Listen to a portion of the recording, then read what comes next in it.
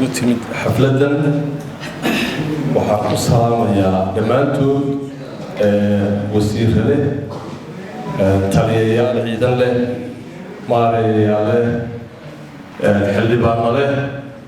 dhammaantood iyo dadweynaha kale soo qayb galay salaanta islaamka assalaamu calaykum waraxmatullaahi wabarakaatu waxa aan hadal badan u maadixin kolley waxaan doonayaa inaan soo dhaweeyo wasiirka cusub ee wasaaradda oo nasiib u yeeshay kolley projectyadii ugu waaweynaa marka ay dhammaadaan anagu project unbaanu mas-uul ka nahay laakiin dhammaadkooda waxaa yeelanaysa oo hanti ula yeelanaysa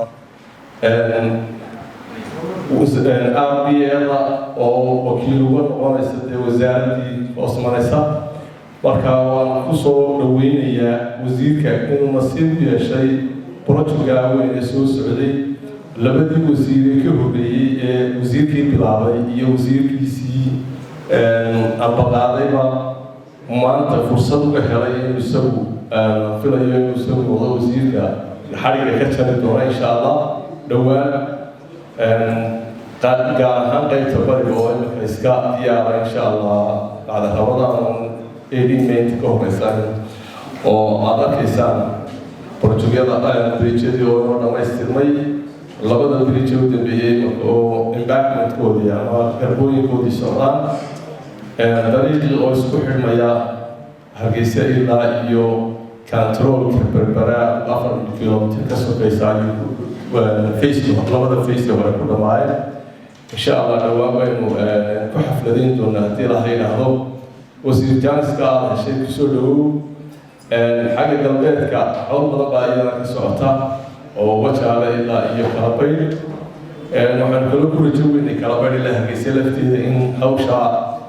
dhowaan iyadana warkeeda aynu helo in iyadana sida qaybtaa kale corridorka loo geli doono insha allah bridge ku jiraan oo weli warkii sugnaantiisii umka aynu dhowaan heli doono insha allah